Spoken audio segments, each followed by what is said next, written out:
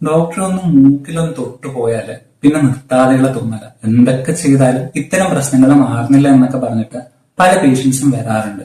ഇതെങ്ങനെ ഉണ്ടാവുന്ന വെച്ചാല് നമ്മുടെ കയ്യിലുള്ള ഡസ്റ്റ് പാർട്ടിക്കിൾസോ അലർജൻസിന്റെ സാന്നിധ്യമോ ഇത്തരം ഇറിറ്റേഷൻസ് മൂക്കിനുണ്ടാക്കാം. കൂടെ തന്നെ നമ്മൾ ഇടക്കിടക്ക് മൂക്കിന് തൊടുമ്പോൾ ഇത് മൂക്കിലുള്ള ട്രൈജെമിനൽ നെർവിന് ഇറിറ്റേഷൻ ഉണ്ടാക്കാനും ഇത് ഈ നിർത്താതെയുള്ള തുമ്മലിന് കാരണമായി തീരാനും ചാൻസ് ഉണ്ട്. സോ നിങ്ങൾ ശ്രദ്ധിക്കേണ്ടത്, ഇത് അലർജിയുടെ പ്രാരംഭ ഘട്ടത്തിലാണ് ഇത്തരം പ്രശ്നങ്ങളൊക്കെ പൊതുവെ കാണപ്പെടാറുള്ളത്. ഇത് 1 to 2 മന്തെങ്കിലും പ്രോപ്പറായിട്ട് മെഡിസിൻ എടുക്കുകയാണെങ്കിൽ ഈ ഒരു പ്രശ്നം നമുക്ക് കംപ്ലീറ്റ് ആയിട്ട് സോൾവ് ചെയ്യാൻ കഴിയുന്നതാണ്.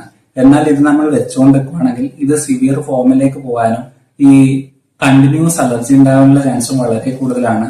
സോ നിങ്ങൾ ശ്രദ്ധിക്കേണ്ടത് ഇത്ര മാത്രം, പ്രോപ്പറായിട്ട് ഇതിനെ ട്രീറ്റ് ചെയ്ത് പൂർണ്ണമായിട്ട് മാറ്റാൻ വേണ്ടി ശ്രമിക്കുക.